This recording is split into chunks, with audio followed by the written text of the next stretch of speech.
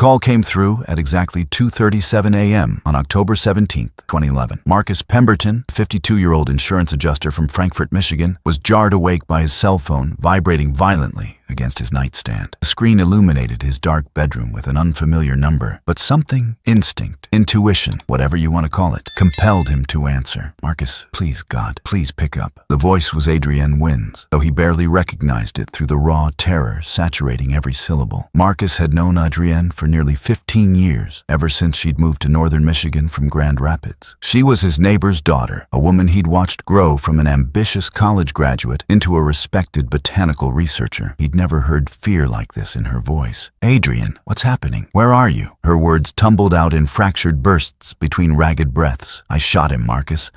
I shot one of them in the face. Oh God, there's so much blood. The other one, he's still out there. He's still shooting. I can hear him. Please, you have to call the police.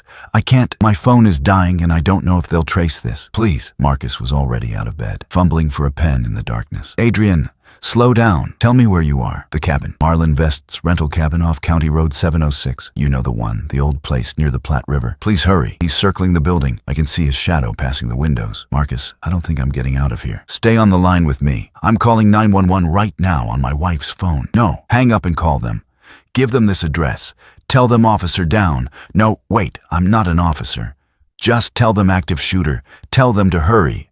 Tell them." The line went dead. Marcus Pemberton would later testify that those 43 seconds haunted him more than any moment in his entire life. He immediately dialed 911, his hands shaking so badly he misdialed twice before connecting. He relayed everything Adrienne had told him, emphasized the urgency, demanded immediate response. The dispatcher assured him units were being deployed, but in rural Benzie County, where patrol cars covered vast territories of forest and farmland. Immediate meant something very different than it did in urban areas. The Benzie County Sheriff's Office received Marcus Pemberton's 911 call at 2:41 a.m. By 2:49 a.m., two deputies were racing north on US 31, emergency lights cutting through the pre-dawn darkness. By 3:03 a.m., they were navigating the treacherous gravel drive that snaked through dense white pine and birch toward the isolated cabin where Adrienne Wynn had made her desperate plea for help. What they found would become one of the most perplexing cases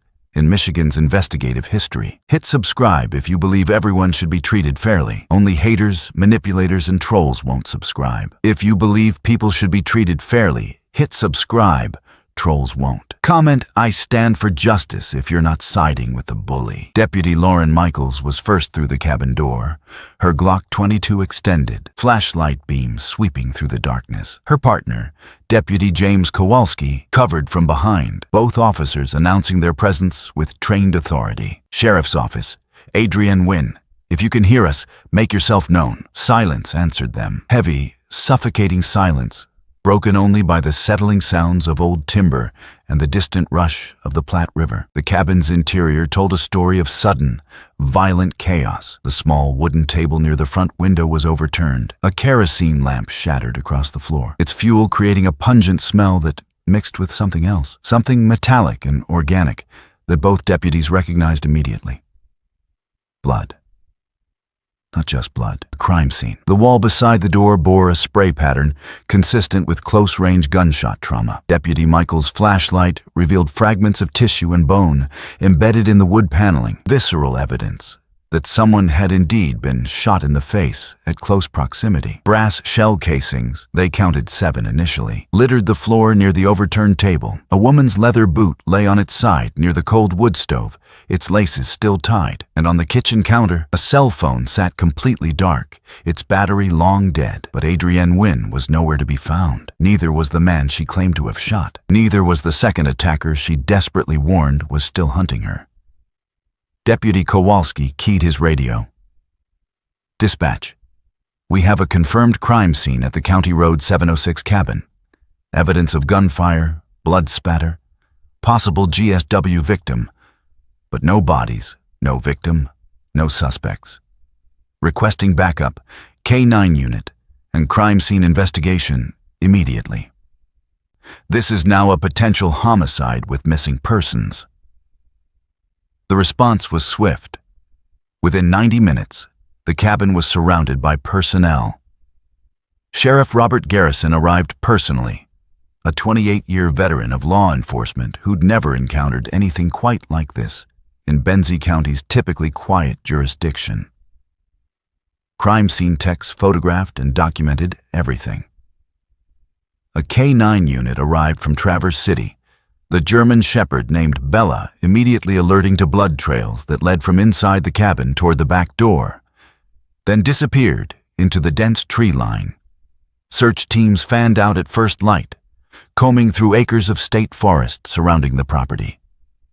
They found spent shell casings in the woods, approximately 60 yards from the cabin, different caliber from those found inside, suggesting a second weapon had been fired. They found deep boot impressions in the soft earth near the riverbank, size 13, far too large to be Adrienne's. They found broken branches and disturbed undergrowth indicating someone had moved through the area rapidly, possibly running. But they didn't find Adrienne Wynn. They didn't find a body. They didn't find definitive answers. What they did find, 300 yards downstream, partially submerged in a shallow eddy, was a Ruger SR9 9mm pistol, the serial number traced back to Adrienne Wynn, registered to her legally 2 years prior. Forensic analysis would later confirm the weapon had been fired recently. 7 rounds discharged, matching the 7 casings found inside the cabin. And there was blood on the grip, on the slide, mixed with river water, but still testable. The blood was Adrienne's. To understand what happened that October night, you first need to understand who Adrienne Wynn was, because nothing about her background suggested she'd end up at the center of a violent crime that would baffle investigators for 8 years. Adrienne Charlotte Wynn was 40 years old when she disappeared. She'd been born in Kalamazoo to middle-class parents. Her father taught high school chemistry. Her mother worked as a librarian. And she'd grown up with every advantage that stability and education could provide. She was the middle child between 2 brothers, described by everyone who knew her as thoughtful, meticulous, occasionally stubborn, but fundamentally kind. She'd earned her bachelor's degree in botany from Michigan State University, graduating cum laude in 1993. Her master's thesis on native Michigan wildflower conservation had been published in a regional environmental journal and caught the attention of researchers at the University of Michigan's biological station. By 30, she was working as a field researcher, spending summers documenting plant species in the remote northern territories, winters analyzing data and writing grant proposals. But Adrienne possessed another talent that set her apart. She could draw. Not just sketch, but create breathtakingly detailed botanical illustrations that married scientific accuracy with genuine artistry. She'd started taking commissions, and by her mid-30s, she'd built a modest but respected reputation. Environmental organizations, textbook publishers, even private collectors sought her work. She lived alone in a small house near Platte Lake, a property she'd purchased in 2008 after saving for years. She had friends, though not many. She preferred intimate gatherings to large parties. She dated occasionally, but hadn't been in a serious relationship since her divorce 7 years earlier. An amicable split from a man who'd wanted children and city life, while Adrienne wanted neither. People described her as independent, self-sufficient, capable. She hiked alone, traveled alone, seemed perfectly content with solitude. Her sister, Diana Wynn Torres, who lived in Philadelphia, would later tell investigators that Adrienne was the most level-headed person she knew. Adrienne didn't panic. She didn't dramatize. If she called someone at 2:30 in the morning saying she'd shot someone in self-defense, then that's exactly what happened. But here's what made the case so confounding. Adrienne had rented Marlon Vest's cabin for what she'd told everyone was a solo working retreat. 5 days of uninterrupted time to finish a commission for a botanical guidebook. She'd arrived on October 14th, paid cash as required, left her car parked in the small clearing beside the cabin. She checked in with her sister on October 15th via the cabin's landline. No cell service in that remote location, saying everything was perfect, peaceful, exactly what she needed. No one could determine why. 36 hours later, she would place that terrified call to Marcus Pemberton, claiming she'd shot a man and another was hunting her. The preliminary investigation moved quickly, but yielded more questions than answers. Marcus Pemberton was cleared immediately. He had an airtight alibi, was home with his wife, had no connection to anyone who might want to harm Adrienne. Marlon Vest, the cabin owner, was a 71-year-old retired orthopedic surgeon living in Frankfurt. He'd been at a medical conference in Traverse City when the incident occurred, confirmed by hotel records and multiple witnesses. He expressed shock and cooperated fully. Adrienne's phone records showed only routine calls in the days before her disappearance. No threatening messages, no concerning contacts. Her bank accounts revealed nothing suspicious. Modest balance, regular transactions, no large withdrawals. Her email contained work correspondence, family messages, newsletter subscriptions. Investigators found no evidence of stalkers, no restraining orders, no documented conflicts with anyone. Yet 7 shell casings, blood spatter indicating severe trauma, and Adrienne Wynn's terror-stricken voice on that recorded call all confirmed something horrific had occurred in that cabin. And then Adrienne vanished completely, as if the earth had swallowed her whole. The Benzie County Sheriff's Office devoted unprecedented resources to finding Adrienne Wynn during those first critical weeks. Sheriff Robert Garrison assembled a task force that included Michigan State Police detectives, forensic specialists from the State Crime Lab, and volunteer search and rescue teams from 4 counties. They operated under 2 competing theories. Theory 1. Adrienne had defended herself against attackers, possibly killed one, then fled into the forest in terror and succumbed to exposure or injury. October nights in northern Michigan average 40 degrees, cold enough to cause hypothermia if someone was injured, disoriented, or inadequately dressed. The forest surrounding the cabin was dense and disorienting even in daylight. Theory 2. Adrienne had been abducted by the second shooter she'd mentioned, taken somewhere beyond the immediate search perimeter, and was being held against her will. Or worse, had already been killed and hidden. Both theories had evidence supporting them. Both had problems. Forensic analysis of the blood spatter inside the cabin revealed something crucial. Most of it wasn't Adrienne's. The blood on the wall, containing those grim tissue fragments, came from an unidentified male. DNA testing confirmed he wasn't in any law enforcement database, no criminal record, no military service, no prior arrests. He was a ghost, forensically speaking. But here's what troubled lead detective Sarah Delacroix, a Michigan State Police investigator assigned to the case. If Adrienne had shot someone in the face at close range, and the evidence overwhelmingly suggested she had, where was the body? Even if the second attacker had removed his accomplice, they would have left far more evidence. Blood trails, drag marks, vehicle tracks in the soft ground outside. They found none of that. The search expanded. 50 volunteers walked grid patterns through the state forest, moving shoulder to shoulder, examining every depression, every thicket, every possible hiding place. Helicopters equipped with thermal imaging swept the area, searching for heat signatures. Divers checked the Platte River, despite the current and depth making long-term submersion unlikely. They found nothing for 3 weeks straight. Then, on November 9th, they found something that deepened the mystery, rather than solved it. 2 miles northeast of the cabin, off a narrow game trail rarely used even by hunters, a hiker discovered what appeared to be a campsite. Not just any campsite. A deliberate, established location that had been occupied recently and regularly.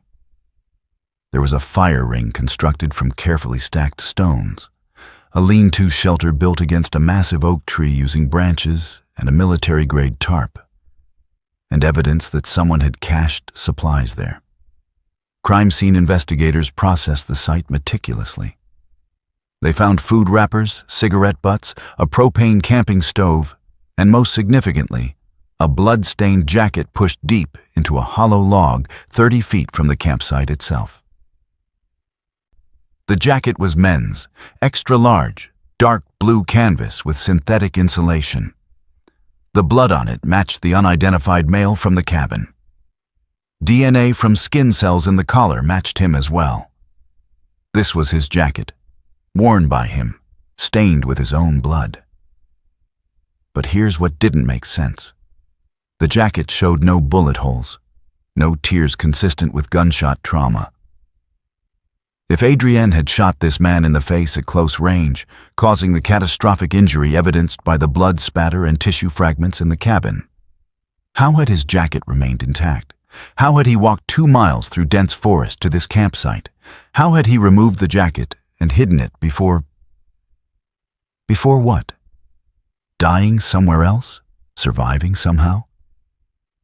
The campsite suggested occupancy over weeks, maybe months. Rangers with the Michigan Department of Natural Resources confirmed no permits had been issued for that location. Whoever used it had been camping illegally, deliberately staying off official records. Detective Delacroix theorized they'd stumbled onto something bigger than a simple home invasion. Perhaps Adrienne had inadvertently encountered people living off-grid, engaged in illegal activities.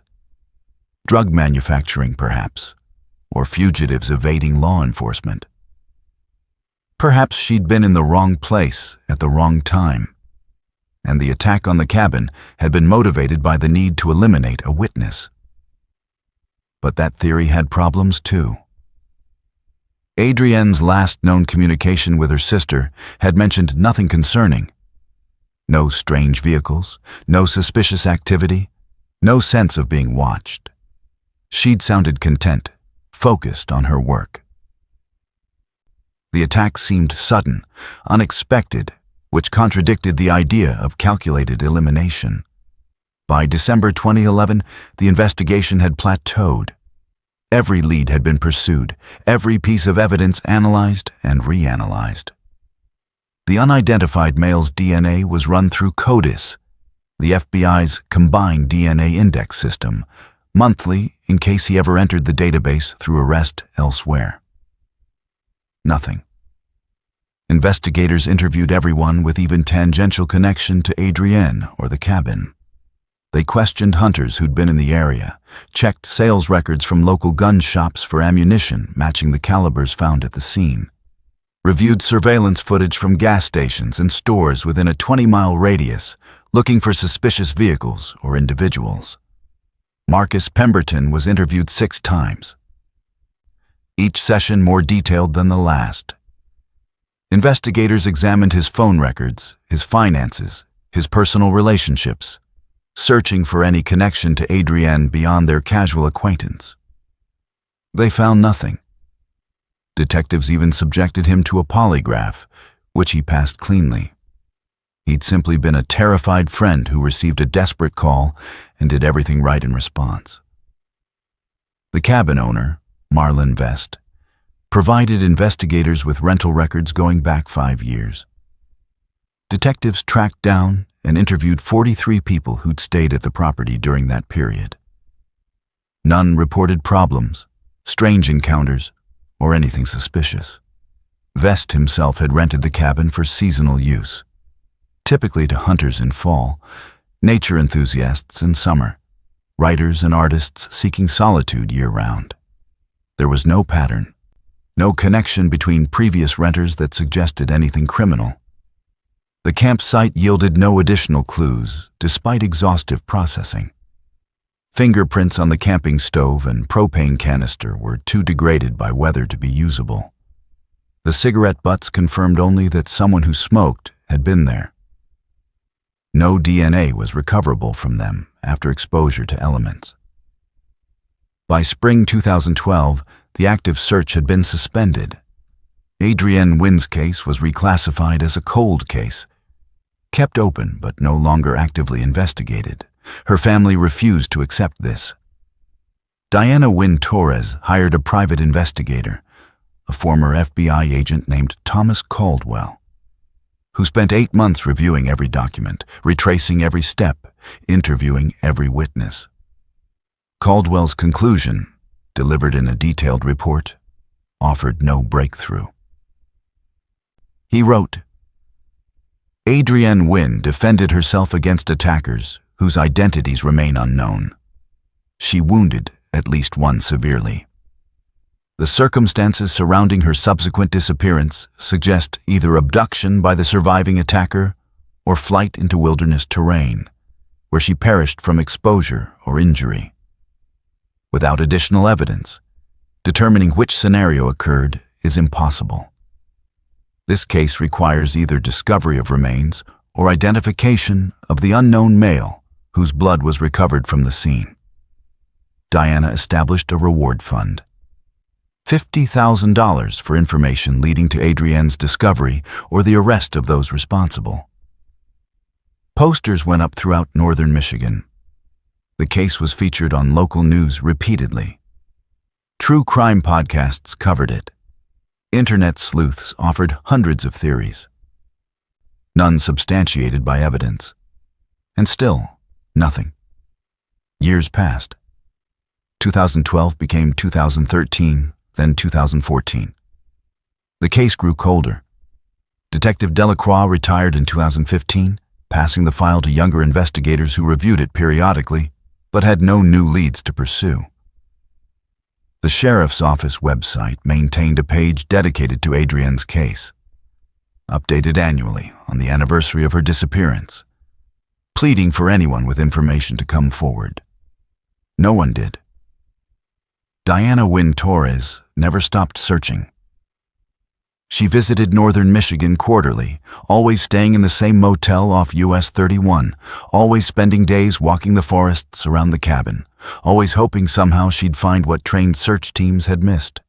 She spoke at community gatherings, appeared on local television, maintained a Facebook page dedicated to finding her sister that accumulated thousands of followers. She organized annual memorial walks, drawing dozens of supporters who would gather at the cabin's site, now padlocked and unused since 2011, and walked designated trails, distributing flyers, keeping Adrienne's memory alive. Adrienne's parents, both in their 70s now, struggled with the ambiguity worse than any confirmed death might have brought. Her mother, Patricia Wynn, developed severe anxiety and depression, unable to find peace without knowing what happened to her daughter. Her father, Robert Wynn, threw himself into maintaining the reward fund, convinced that someday someone would come forward with information that would break the case open. But what haunted the family most was that terrified phone call. Marcus Pemberton had provided detectives with a recording. He'd activated his phone's recording function during the 911 call while trying to capture any details he might miss in his panic. The audio quality was poor, but Adrienne's voice was unmistakable. Diana listened to that recording exactly once. She told investigators she couldn't bear to hear it again, couldn't stomach the raw terror in her sister's voice, the genuine belief in those final words that she wouldn't survive the night. The family clung to one hope: that Adrienne, resourceful and strong, had somehow survived and escaped, perhaps suffering trauma-induced amnesia, perhaps recovered by people who didn't realize her identity. Cases of missing persons reappearing after years existed, rare but documented. They needed to believe it was possible.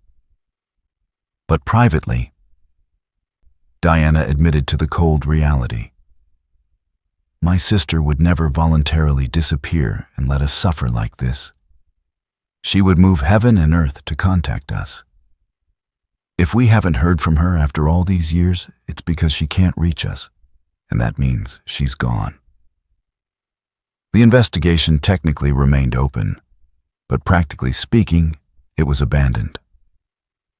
The Benzie County Sheriff's Office had limited resources, active cases demanding attention, and only so many hours to dedicate to a case with no new leads and no clear path forward.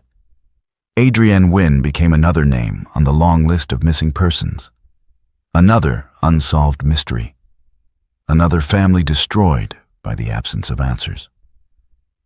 Until 8 years later, when two boys looking for adventure stumbled onto something that would finally, brutally, provide the truth.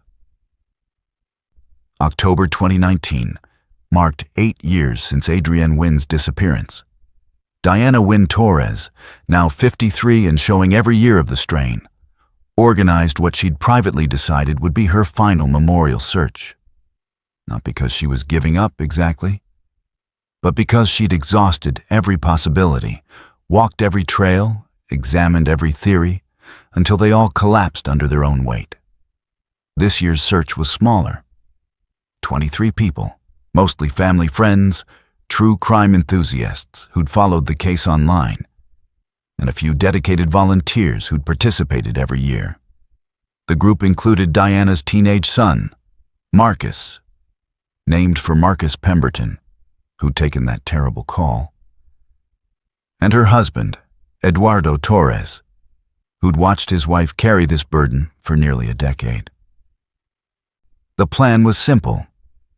Walk predetermined routes through the state forest surrounding the cabin property, cover areas that had been searched before, but perhaps not thoroughly, distribute updated flyers at trailheads and parking areas. Nobody expected to find anything. This was about remembrance now, about refusing to let Adrienne fade into obscurity. Among the volunteers were two brothers, 11-year-old Cameron Quintal and 13-year-old Logan Quintal. Their mother, Jennifer, had known Adrienne casually. They'd both volunteered at the same wildlife rehabilitation center years before. The boys had grown up hearing about Aunt Adrienne, though they weren't actually related, and had begged their mother to let them participate in the search party. Jennifer agreed, but with strict instructions. Stay with the group, don't wander off, and understand this was serious work, not an adventure. The boys had every intention of following those rules. They really did. The search party divided into 3 groups, each taking different trail systems radiating from the cabin. Diana's group headed northwest toward higher elevation. The main volunteer group took the established trail system running parallel to County Road 706. And the Quintal family, along with 4 other volunteers, took the southeastern route following the north branch of the Platte River. The river was higher than usual that October. Heavy autumn rains had swollen the waterways throughout northern Michigan, turning normally placid streams into rushing channels, flooding low-lying areas that were typically dry ground. The trail along the river was muddy, challenging, requiring careful navigation. Cameron and Logan, despite their mother's warnings, found themselves captivated by the flooded areas. Water had transformed the landscape, creating temporary ponds and channels where none typically existed. The boys had grown up exploring these woods. They knew every trail, every landmark. Seeing familiar territory underwater felt strange and exciting. Around 2:30 p.m., while the adults were stopped at a trail intersection consulting maps and deciding which direction to take next, the boys wandered approximately 50 yards off the main path toward a particularly interesting flooded section. The water had pooled against a natural embankment, creating what looked almost like a small lake, maybe 30 feet across. Logan spotted it first. Something submerged, visible through the dark water, pale and definitively not natural. He pointed it out to his younger brother, and for a moment they both stood frozen, their minds racing through possibilities. A deer carcass, a discarded mannequin, trash dumped illegally. But they both knew, with the terrible certainty children sometimes possess, exactly what they were looking at. "Mom!" Logan's voice cracked as he screamed. "Mom, we found something. We need help." Jennifer Quintal reached her sons in seconds, following their voices through the underbrush, her heart already hammering because a mother knows when her children have encountered something terrible. When she saw what they were pointing to in the water, she grabbed both boys and pulled them back, turning their faces away from the sight. "Don't look anymore. Just don't look. You did the right thing calling me. Now I need you to be very brave and very strong. And I need you to go back to the trail right now and wait for me there. Can you do that?" The boys nodded, shock rendering them silent. Jennifer waited until they'd retreated, then forced herself to look again at what lay beneath the murky water. She could see enough to confirm it was human remains. Submerged but partially visible, clearly a body, clearly someone who'd been there a long time. Jennifer's hands shook as she pulled out her cell phone. Miraculously, she had 2 bars of service here, and dialed 911. "This is Jennifer Quintal. I'm with the Adrienne Wynne Memorial Search Party in the State Forest off County Road 706, along the north branch of the Platte River. My sons We found a body, submerged in water. I think it's been here a long time. We need police. We need the sheriff's office. We need someone immediately." The dispatcher kept her on the line while deploying emergency services. Jennifer marked the location on her GPS app and sent the coordinates via text as instructed. She then called Diana Wynne Torres, who was half a mile away with her search group. "Diana, I don't know how to tell you this. The boys found something in the water near the river. God, Diana, I think we found her." Diana would later describe the next 20 minutes as simultaneously the longest and shortest of her entire life. Racing through the forest toward the coordinates Jennifer had provided, unable to breathe properly, unable to think beyond the singular need to reach that location, to finally know. When she arrived, Jennifer stopped her 10 feet from the water's edge. "Diana, you don't want to see this. Not like this. Wait for the authorities. Let them recover her properly. This isn't how you want to remember your sister." But Diana pushed past her, driven by 8 years of agonizing uncertainty, and looked into the flooded area where her sister lay. The remains were badly decomposed, reduced to mostly skeletal structure with some remaining tissue. Clothing that had somehow survived underwater submersion. But Diana saw things that confirmed identification even before forensic analysis would do so officially. A distinctive turquoise bracelet Adrienne never removed. A necklace with their mother's initial. Clothing consistent with what Adrienne had packed for her cabin retreat. Diana dropped to her knees at the water's edge and sobbed, Eduardo catching her before she could collapse entirely. The grief was overwhelming, but beneath it ran an undercurrent of something else. Relief. Terrible, guilty relief that after 8 years of not knowing, of imagining endless, horrible scenarios, of hoping against hope for impossible outcomes, she finally had an answer. Her sister was dead, had been dead probably since that October night in 2011. And now, finally, they could bring her home. The Benzie County Sheriff's Office responded with full force. Sheriff Michael Holt, who'd taken over from the retired Sheriff Garrison in 2015, arrived personally at the scene. He'd inherited the Adrienne Wynne case 4 years earlier and had reviewed it repeatedly, always hoping for the break that would allow him to provide the family with answers. This was that break, though not in any way anyone had hoped. The recovery operation was methodical and respectful. Forensic divers from the Michigan State Police arrived within 2 hours and began the careful process of recovering the remains from the flooded embankment. They documented everything photographically, measured distances, noted water depth and current flow, collected samples from the surrounding area. What they found complicated the case immediately. The body was fully clothed, including outdoor boots, jeans, a heavy sweater, and a jacket, appropriate attire for October weather, but not consistent with someone who'd fled the cabin in panic. More significantly, the remains were weighted down with rocks, deliberately placed to keep the body submerged. This wasn't someone who'd stumbled into the water and drowned. This was concealment. And there were injuries to the skeleton, visible even before detailed forensic examination. The skull showed impact trauma, fractures inconsistent with accidental injury.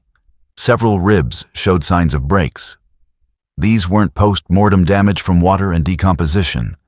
These were peri-mortem injuries, sustained at or near the time of death. But here's what electrified the investigators. They found a bullet, lodged in the right scapula, a 9mm round that had entered from the back, struck the shoulder blade, and stopped. Ballistics analysis would be needed to confirm, but the caliber matched Adrienne's Ruger SR9, the weapon recovered from the river 8 years earlier. Someone had shot Adrienne Wynn in the back. The implications were staggering. Adrienne had called Marcus Pemberton, claiming she'd shot an attacker in the face. The blood evidence confirmed that part of her story. But someone, presumably the second attacker she'd mentioned, had shot her as well. Had she been wounded during that confrontation? Had she fled the cabin injured, unable to call for help again because her phone was dead? Or had something more complicated occurred? Detective Ryan Vasquez, assigned as lead investigator for the reopened case, stood at the recovery site that evening as the sun set through the trees. Watching forensic techs carefully load Adrienne's remains into a transport vehicle for transfer to the medical examiner's office in Grand Rapids. 8 years. 8 years this woman had been less than half a mile from the cabin, where she'd made her desperate call for help. 8 years the family had suffered, not knowing whether to mourn or hope. 8 years evidence had been underwater, preserved by the very element that had hidden it. Vasquez pulled out the original case file on his tablet and began reading through it again with fresh eyes, knowing that somewhere in these 8 years of dead ends was information they'd missed, connections they hadn't made, a killer who'd thought himself safe after all this time. The case of Adrienne Wynn was no longer cold. The autopsy on Adrienne Wynn's remains was conducted by Dr. Patricia Marlowe, Chief Medical Examiner for the Western Michigan Medical Examiner's Office. Dr. Marlowe had 40 years of experience, including consulting on numerous cold cases where skeletal remains had been recovered years or decades after death. She approached Adrienne's case with the meticulous attention it deserved. Her preliminary findings, delivered to Detective Vasquez 3 days after the recovery, painted a brutal picture of Adrienne's final hours. Cause of death was determined to be combined trauma, blunt force injuries to the head and torso, complicated by the gunshot wound to the upper back. Dr. Marlowe explained that the skull fractures indicated multiple impacts with a heavy object, consistent with being struck with something like a large flashlight, tool handle, or similar implement. The rib fractures suggested someone had beaten her severely. The gunshot wound, while serious, had not been immediately fatal. The bullet had lodged in the scapula without penetrating vital organs. However, the combination of injuries, trauma, shock, probable hypothermia given the October weather, would have been fatal without immediate medical intervention. She survived long enough to be moved, Dr. Marlowe told Vasquez. The positioning of the body, the way the rocks were placed, Someone took time to conceal her. This wasn't a crime of passion that ended in panic and flight. This was calculated disposal. The timeline became clearer. Adrienne had defended herself in the cabin, shooting one attacker in the face as she'd described to Marcus Pemberton. But the second attacker had overpowered her, beaten her, shot her, and then transported her still living but dying body to the flooded area, weighted it down, and left her to perish. The clothing analysis yielded additional insights. Adrienne's jacket pockets contained her car keys, a small notebook with botanical sketches, and $37 in cash. Her boots showed scuff marks and damage consistent with being dragged. And crucially, caught in the fabric of her jeans, investigators found synthetic blue fibers identical to those found on the blood-stained jacket discovered at the campsite 8 years earlier. This established direct physical connection between Adrienne and the unidentified male who'd been at that campsite. They'd been in contact, close physical contact, during the final struggle. DNA analysis was run on everything: fibers, degraded tissue samples, anything that might yield genetic material beyond Adrienne's own. The submersion in water had degraded most DNA evidence, but forensic specialists managed to recover partial profiles from her clothing. One profile matched the unidentified male from the cabin blood spatter, but a second partial profile emerged from skin cells found under Adrienne's fingernails. She'd scratched someone, fought back, drawn blood. This profile was different from the first male. 2 attackers, just as Adrienne had claimed in her desperate call. Both DNA profiles were run through every database available: CODIS, GED match for genealogical DNA analysis, military databases, everything. The first profile, the man whose blood had been found in the cabin, still returned nothing. But the second profile, the man Adrienne had scratched, returned a familial match.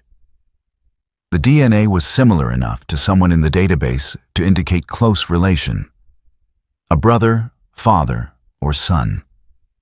The person in the database was registered through a voluntary law enforcement database program for elimination purposes. He was a corrections officer named Dale Hutchins, who'd been fingerprinted and DNA swabbed when he started working at the Alger Maximum Correctional Facility in 2015.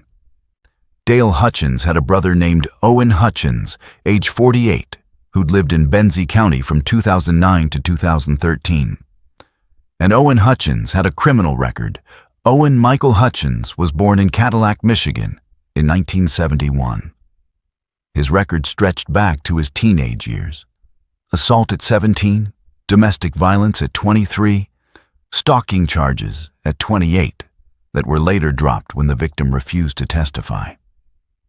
He'd served 18 months in county jail for aggravated assault in 2006, been released in 2008, and moved to Benzie County shortly after. Detective Vasquez assembled everything available on Owen Hutchins.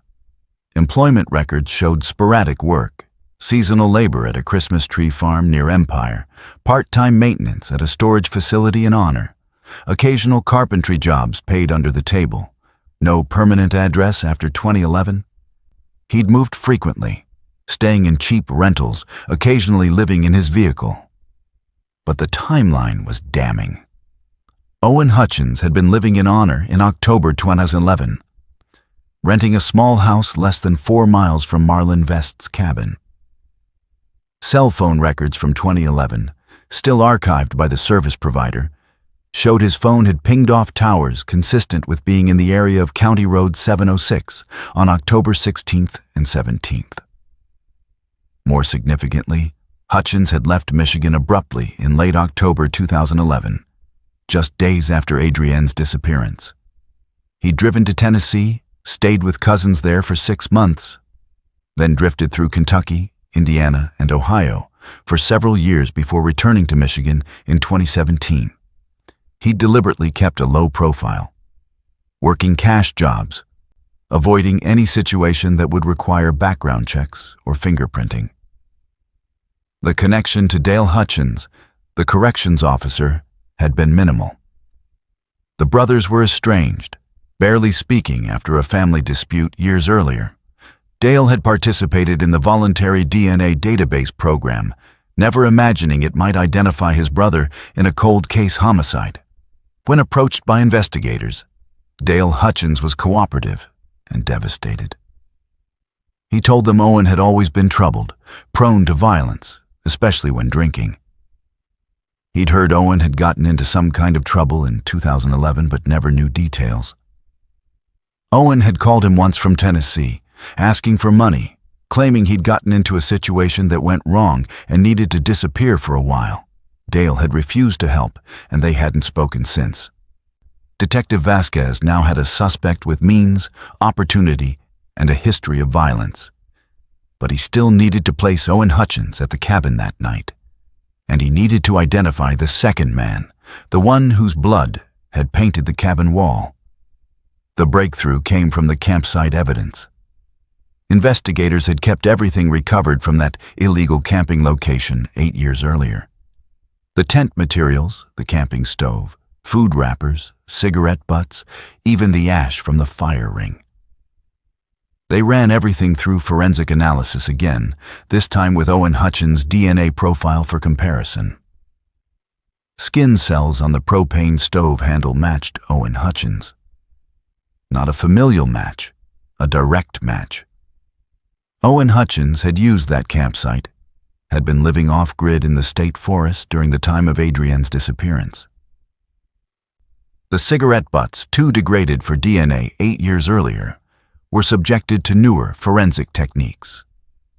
Mitochondrial DNA extraction yielded a partial profile from 3 of the butts. The profile was consistent with being from the same maternal line as Owen Hutchins. But who was the second man? Vasquez returned to the original investigation files, reading through witness statements, following threads that had seemed irrelevant 8 years ago. One name kept appearing tangentially: Marcus Leland Pemberton. Not the Marcus Pemberton who'd received Adrienne's call. That was Marcus Anthony Pemberton, the family friend who'd done everything right.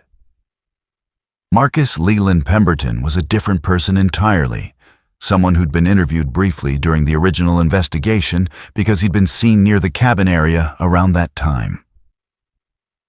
He was a local hunter, someone who knew the state forest intimately, someone who occasionally did odd jobs for property owners in the area. And according to notes from 2011, Marcus Leland Pemberton was a known associate of Owen Hutchins. They'd worked together at the Christmas tree farm in 2010, had been seen drinking together at a bar in Benzonia multiple times that fall. Detective Vasquez tracked down Marcus Leland Pemberton to a trailer park outside Traverse City. He was 52 now, weathered by hard living, working sporadically as a handyman. When confronted by investigators, Pemberton initially denied everything. He claimed he barely remembered Owen Hutchins, certainly hadn't been anywhere near County Road 706 in October 2011. But when Vasquez informed him that forensic evidence placed him at the scene, that his DNA was likely all over that cabin, Pemberton's demeanor changed. He asked for a lawyer, then changed his mind, then sat in silent contemplation for nearly an hour. Finally, he spoke. Owen told me it would be easy money. A woman alone in a remote cabin, probably had cash, definitely had expensive camera equipment for her nature photography work. He said we'd scare her, take what we wanted, be gone before she could even call anyone. He said he'd been watching her for days, knew she was alone, knew nobody would hear anything. Pemberton's confession poured out over 4 hours of recorded interview. He described how they'd approached the cabin after dark on October 17th, how Owen had been drinking all day and was more aggressive than planned, how they'd tried the door and found it locked. So Owen had smashed a window on the side of the cabin.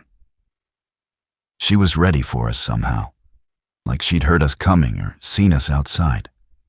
She had a gun, and I swear to God I didn't think she'd actually use it. But when Owen went through that window, she shot him, blew half his face off. I've never heard a man scream like that in my entire life. Marcus Pemberton's confession filled in the terrible details that forensic evidence could only suggest. Owen Hutchins had indeed been shot in the face, the bullet entering through his left cheek and exiting below his ear, taking bone and tissue with it, but miraculously missing his brain and major arteries. The injury was catastrophic, but not immediately fatal. Owen had stumbled backward out of the cabin, blood pouring from the wound, screaming in rage and agony. Pemberton, positioned near the back door, had panicked and fired his own weapon, a .38 revolver, blindly through the cabin wall. One shot had gone wild, but a second had struck Adrienne in the upper back as she moved through the cabin. "I didn't mean to hit her," Pemberton insisted, tears streaming down his face.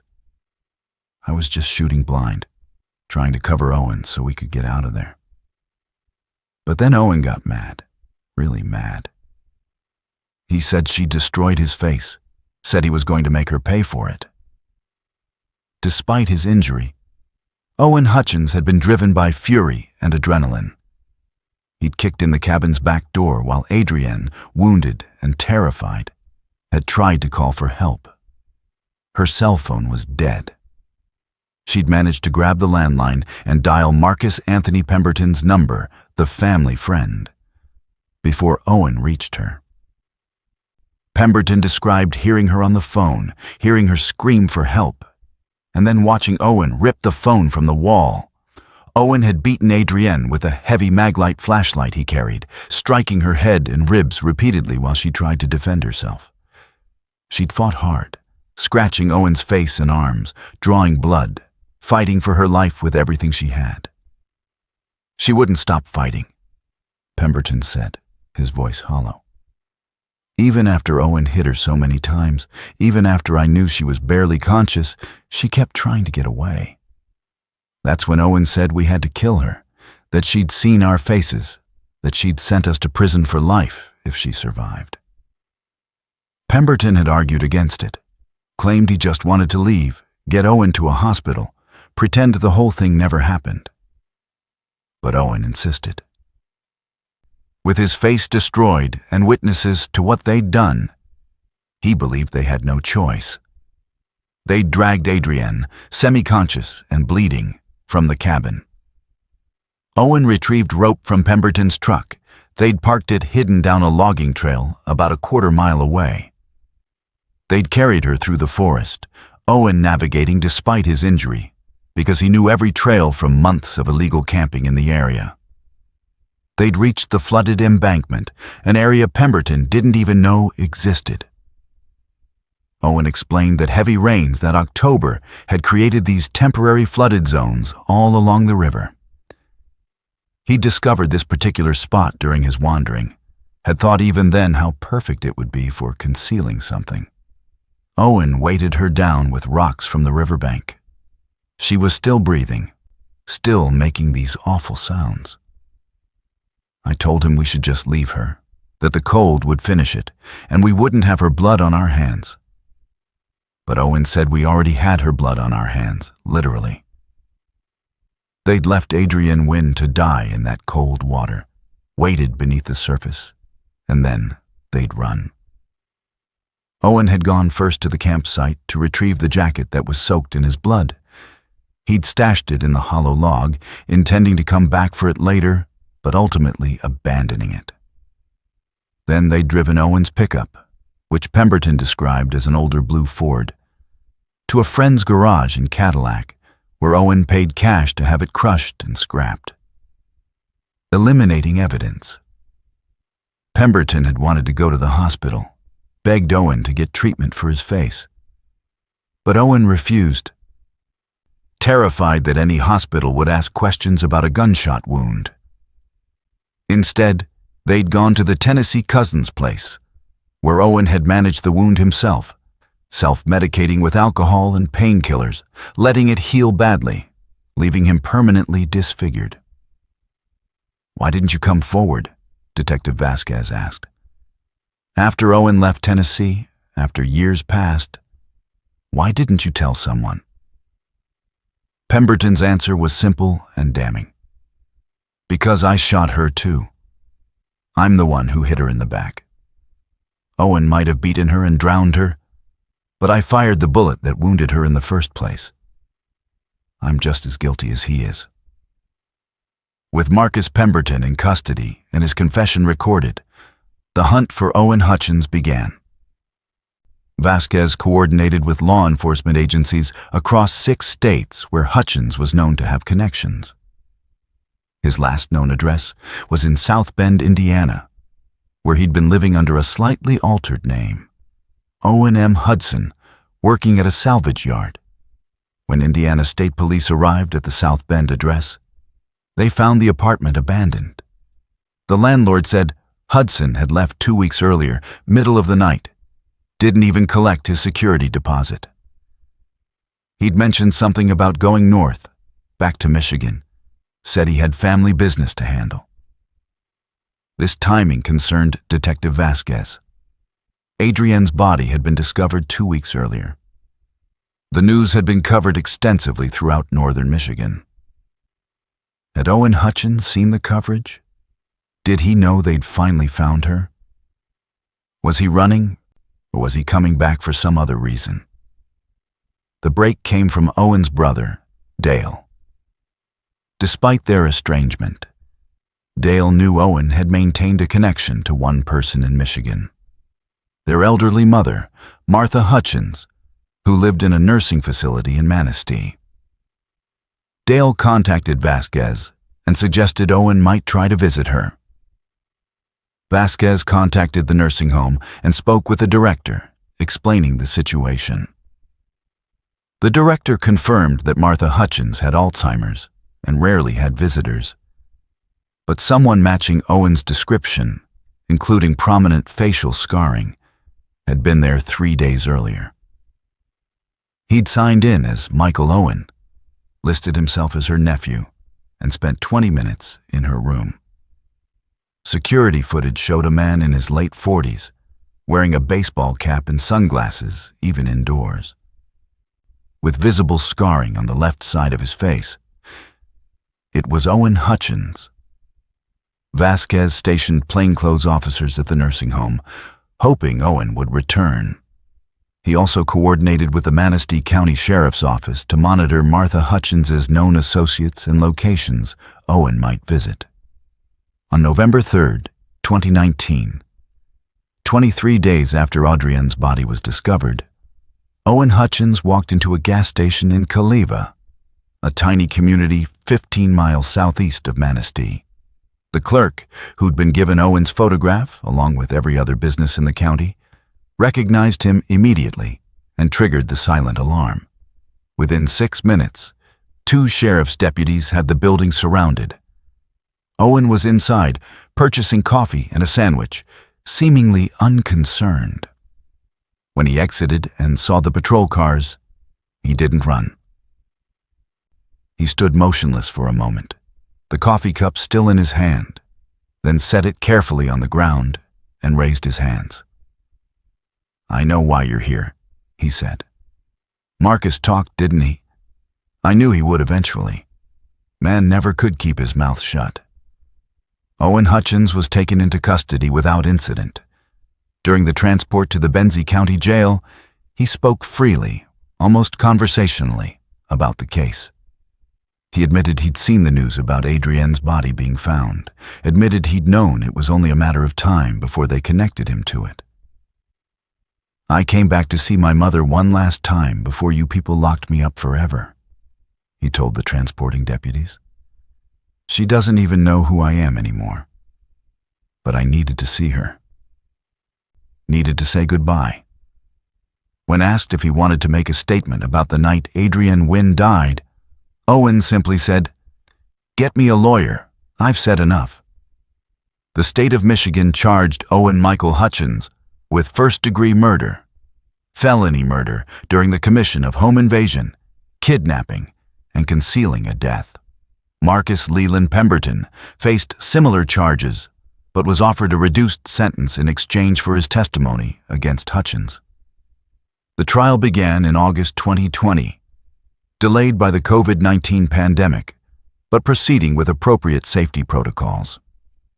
The Benzie County Courthouse was packed every day, with overflow crowds watching via video in an adjacent building. Diana Wynn Torres attended every session, sitting in the front row with her parents, who at 82 and 84 years old had waited 9 years to see justice for their daughter. The prosecution, led by Assistant Attorney General Monica Westfield, built an overwhelming case. She presented the forensic evidence. Adrian's remains, the bullet matching her own weapon lodged in Owen's former campsite, the DNA evidence placing both Owen and Marcus at the scene. She played Marcus Pemberton's recorded confession, forcing the jury to hear in graphic detail how Adrian had died. But the most powerful moment came when they played the recording of Adrian's call to Marcus Anthony Pemberton. The courtroom fell absolutely silent as Adrian's terrified voice filled the space. "I shot one of them in the face. The other one is still shooting at me. Please hurry. I don't think I'm getting out of here." Several jurors were crying by the time the recording ended. Diana had to be escorted from the courtroom, overcome by hearing her sister's final words for the first time. The defense attorney, a public defender named Richard Kaminsky, faced an impossible task. The evidence was overwhelming. The confession from Pemberton was detailed and credible, and his client refused to show remorse. Owen Hutchins sat stone-faced through every session, his scarred face a permanent reminder of the violence that had started everything. Kaminsky's strategy was to argue that Owen had never intended to kill Adrienne, that the home invasion had escalated beyond his control, that Marcus Pemberton had been the one to shoot her.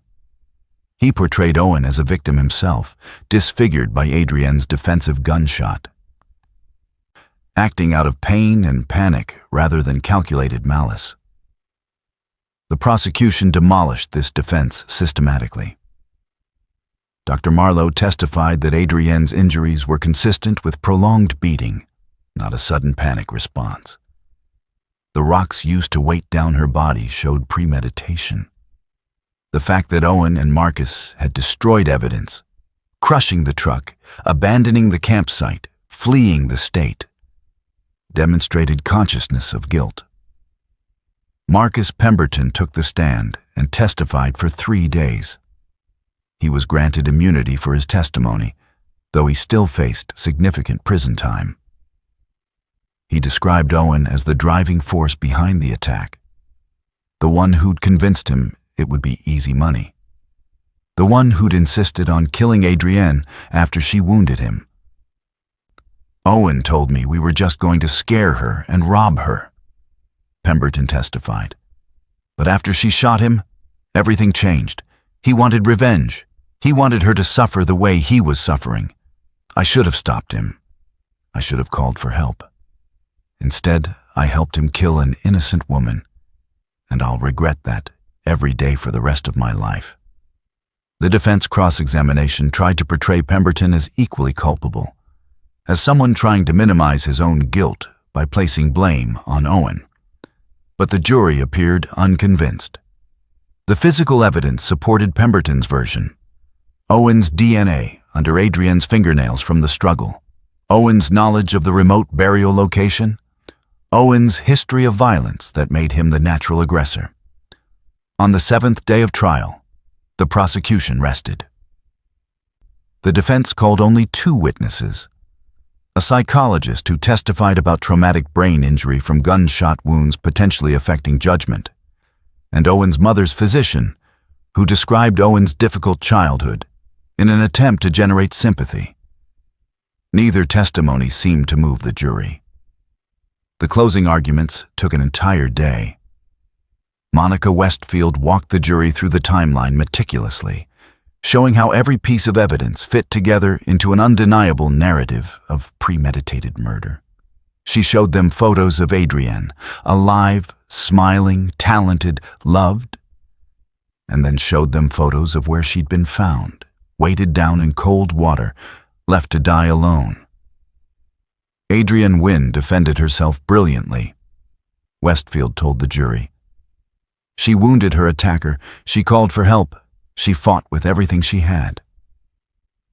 She did everything right. But Owen Hutchins was stronger, more violent, and utterly without mercy. He beat her. He drowned her. He hid her body so well that her family suffered 9 years of not knowing. 9 years of hoping she might walk through their door.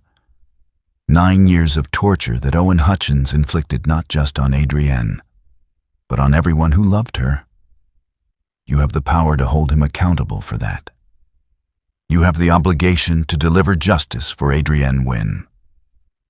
The jury deliberated for 11 hours across 2 days. On September 4th, 2020, they returned with their verdict. Guilty on all counts. The sentencing hearing took place 3 weeks later. Michigan doesn't have the death penalty, so Owen Hutchins faced mandatory life without parole for the first-degree murder conviction. But Judge Catherine Moreland, who'd presided over the trial with fairness and dignity, wanted to ensure the victims had their day in court. Diana Wynne Torres gave a victim impact statement that lasted 20 minutes. She spoke about Adrienne's kindness, her talent, her love of the natural world. She spoke about the 9 years of not knowing, of hoping against hope, of the guilt she felt every time she felt happiness, because how could she be happy when she didn't know if her sister was alive or dead? "You took my sister's life," Diana said, looking directly at Owen Hutchins.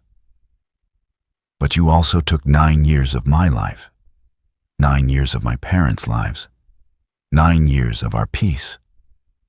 We couldn't grieve properly because we didn't know if there was anything to grieve. You robbed us of closure, robbed us of the ability to say goodbye. Adrienne died alone and terrified because of you. And I hope that knowledge haunts you every single day you spend in prison." Adrienne's parents were too emotional to read their own statements, so the prosecutor read them aloud. Robert Wynne's statement was brief but devastating.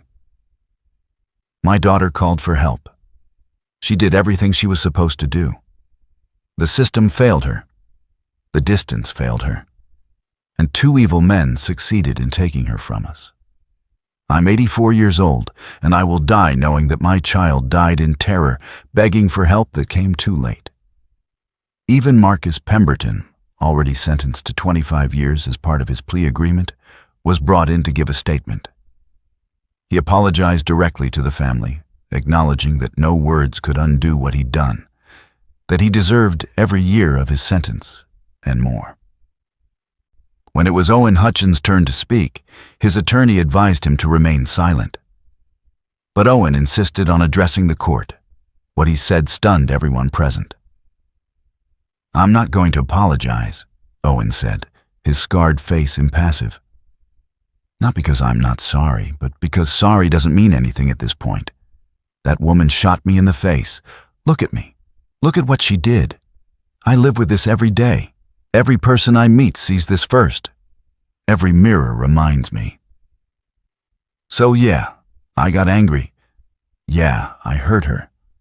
I made a terrible choice when I was in pain and terrified and thought my life was over. I can't take it back. Saying sorry won't bring her back. So I won't insult everyone by pretending words matter now." The courtroom erupted. Judge Moreland had to gavel for order. Diana Wynne Torres stood up and shouted, "She was defending herself. You broke into her home. You tried to rob her. You tried to kill her." Judge Moreland had Diana removed until she could compose herself. Then she turned to Owen Hutchins with an expression of cold fury. "Mr. Hutchins, I've been a judge for 17 years, and I've heard many defendants attempt to justify their actions. But your statement just now might be the most disturbing I've ever heard. You show no remorse. You blame the victim for defending herself. You demonstrate exactly the kind of narcissistic, violent mindset that makes you a permanent danger to society. She sentenced him to life without parole, ensuring that Owen Hutchins would die in prison. Marcus Pemberton is currently incarcerated at Marquette Branch Prison, serving his 25-year sentence. He'll be eligible for parole in 2035, when he's 68 years old. Prison records indicate he's been a model inmate, participating in addiction counseling and victim awareness programs. The Wynn family held a private burial service for Adrienne in November 2020, finally able to lay her to rest properly. Diana established the Adrienne Wynn Foundation, which provides safety resources for people living alone in remote areas and funds GPS emergency beacons for rental properties in wilderness locations. Marlon Vest, the cabin owner, never rented the property again. He eventually donated it to the State Forest Service with the stipulation that it be maintained as a memorial site.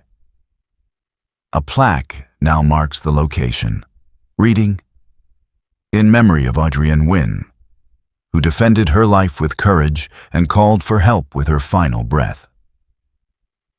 May all who visit remember that we are never truly alone when we cry out for justice." The case changed protocols throughout Michigan.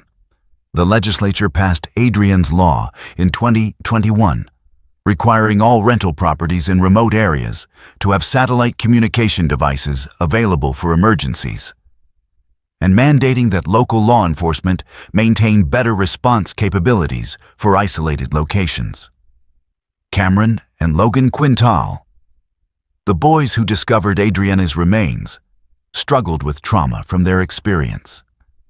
Their mother got them counseling, and Diana stayed in touch with the family, eventually creating a scholarship fund in the boys' names for students pursuing forensic science careers. Detective Ryan Vasquez retired in 2022, citing the emotional toll of the case. In his final interview with the Traverse City Record Eagle, he said, "Adrienne Wynn did everything right. She was prepared, she was armed, she fought back, she called for help, and still, she didn't survive. That's the hardest thing for me to reconcile. But at least her family got answers. At least they got justice.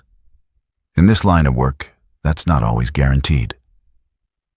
Diana Wynn Torres visits the memorial site every October 17th, the anniversary of her sister's death.